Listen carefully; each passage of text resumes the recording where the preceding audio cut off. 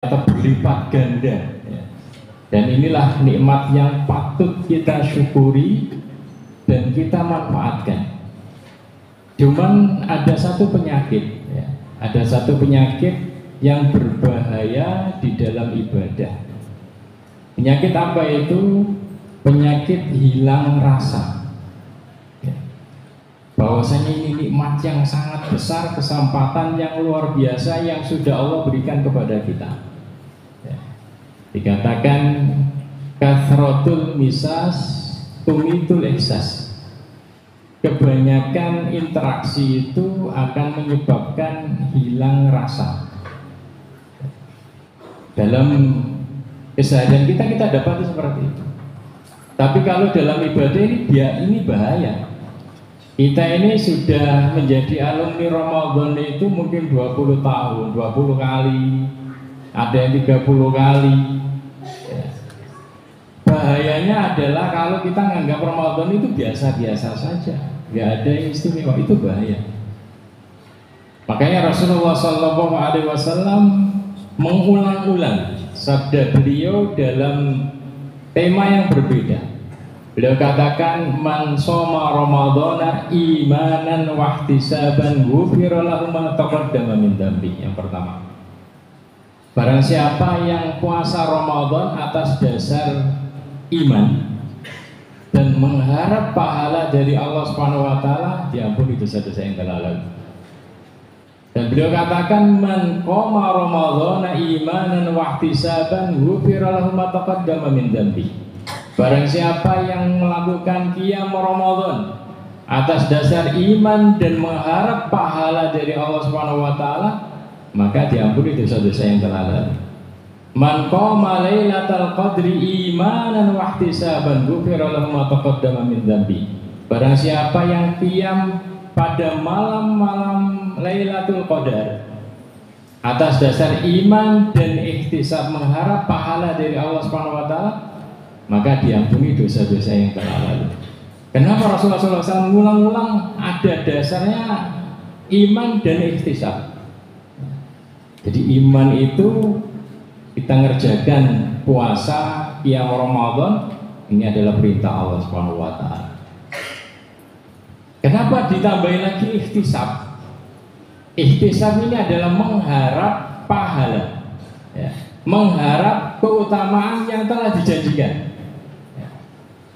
Jadi kalau ini hilang rasa di sini, maka ibadah kita ini nggak ada rasanya, hanya ngikut.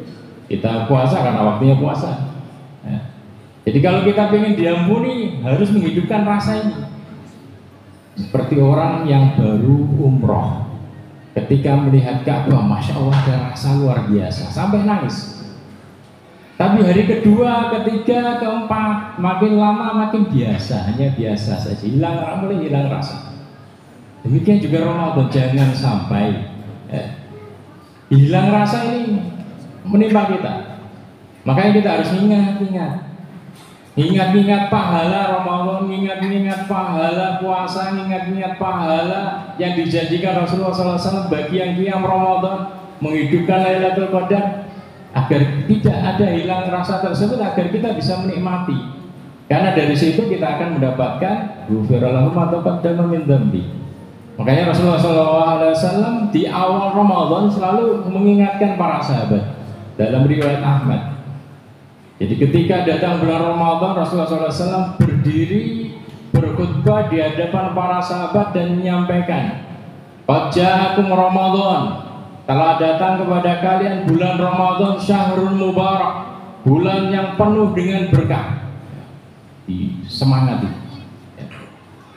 Iftaradallahu alaikum siyamah, diwajibkan kepada kalian puasa.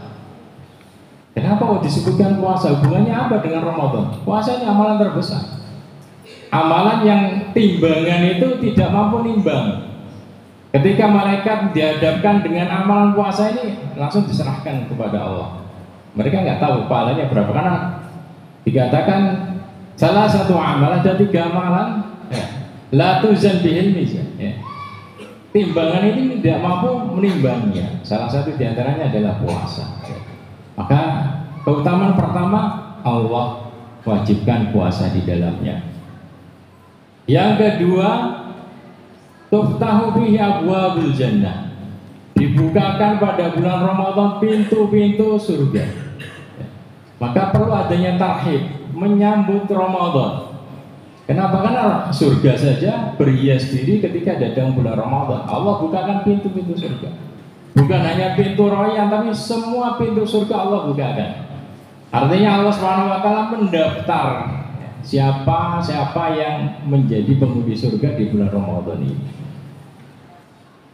Wa tughlaqu fihi abwabul jahim, ditutup, dikunci pintu-pintu neraka. Wa tughal fihi syayatin, dan dibelenggu setan-setan. Ini bantuan bagi Allah kepada kita bersama. Allah ringankan kita berbuat baik. Kenapa? Karena Allah belenggu hal-hal yang menjadikan kita berat berbuat baik.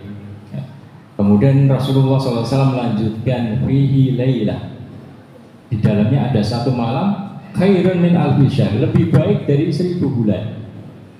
Jadi Rasulullah mengingatkan terus ini. Kenapa? Agar puasanya, agar qiyamnya itu betul-betul mengharap pahala janji-janji yang dijanjikan Rasulullah SAW tadi. Kenapa? Agar tidak hilang rasa. Kemudian beliau lanjutkan dengan ancaman, faman hurima khairuha faqad hurim. Barang siapa yang diiming-imingi keutamaan ini tapi nggak ada gerak hatinya, tapi masih mati rasa hatinya, tidak tertarik, maka diharamkan baginya rahmat Allah Subhanahu wa taala. Di bulan-bulan yang lain dia akan lebih berat di dalam mengerjakan amal taat. Di bulan-bulan yang lain dia akan lebih susah di dalam mendapatkan ampunan dari Allah Subhanahu wa taala. Jadi tidak ada pilihan yang lain. Ya, tidak ada pilihan yang lain selain kita harus semangat di dalam beramal taat di bulan Ramadan ini.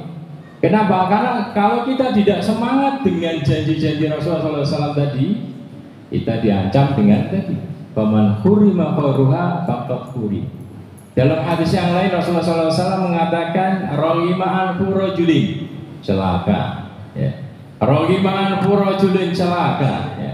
Rohima anfu rajulin, celaka. Man adrakahu Ramadan, yaitu siapa? Orang yang datang kepadanya bulan Ramadan. Fansalakha minhu, kemudian Ramadan itu pergi darinya, berpisah, sudah habis waktunya, walam yughfarlah, dia tidak mendapatkan ampunan. Kenapa? Karena dia tidak memanfaatkan betul kesempatan untuk berbuat taat ini. Maka Allah turunkan para malaikatnya untuk menyuruh, ya baghiyal khair aqbil wa ya baghiyasy syarr adbir. Wahai para pemburu kebaikan, saatnya beraksi sekarang. Wahai pemburu keburukan, stop, jangan lanjutkan. Kenapa? Bahaya, bisa kualat, ya. Jadi mari kita semangat di dalam mengisi bulan Ramadan ini dengan berbagai macam amal taat. Allah bukakan di bulan ini pintu sedekah. Allah bukakan bagi kita, Allah ringankan untuk bisa mengisi pintu qiraatul Quran, baca Al-Quran, pintu istighfar dan lainnya. Maka kita harus selalu memotivasi diri kita agar kita selalu semangat, berambisi, memburu keutamaan-keutamaan di bulan Ramadan ini. Terakhir, alhamdulillah, makasih banyak. Tarawih kita pada malam hari ini bisa khusyuk atas kerjasama dari semuanya, termasuk dari bapak-bapak yang bawa anaknya, mengkawal anaknya, sehingga tidak ribut. Dan memang pendidikan Islam itu seperti itu. Pendidikan Islam itu mengarahkan, harus ada larangan, harus ada perintah, tidak dibiarkan begitu saja. Ketika Rasulullah SAW menikah dengan Ummu Salamah, dan Ummu Salamah ini punya anak, namanya anak gawan, ya, anaknya Abu Salamah. Ketika makan bareng, anaknya Ummu Salamah ini makan pakai tangan, namanya orang Arab itu makan bareng, ya, pakai nampan.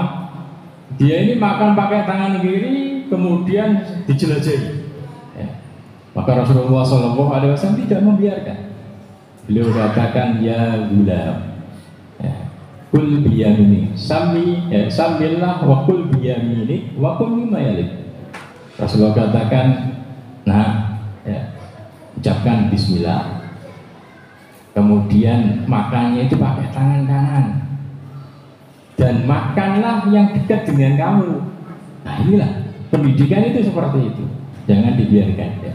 Kemudian yang kedua, himbauan kepada para santriwati bahwa waktu antara adzan dan iqamah sholat isya itu adalah waktu untuk berzikir, istighfar, waktu yang mustajab untuk berdoa, bukan waktunya baca Quran. Kenapa? Karena kalau baca Quran berisik, akan mengganggu kekhusyuan orang yang sedang sholat, mengganggu kekhusyuan orang yang sedang berdoa. Maka untuk hari-hari berikutnya, ketika menunggu sholat, diisi dengan istighfar, dengan doa, dengan zikir, itu yang paling tepat, bukan dengan baca Quran karena suaranya akan bising. Demikian, semoga bermanfaat. Assalamualaikum warahmatullahi wabarakatuh.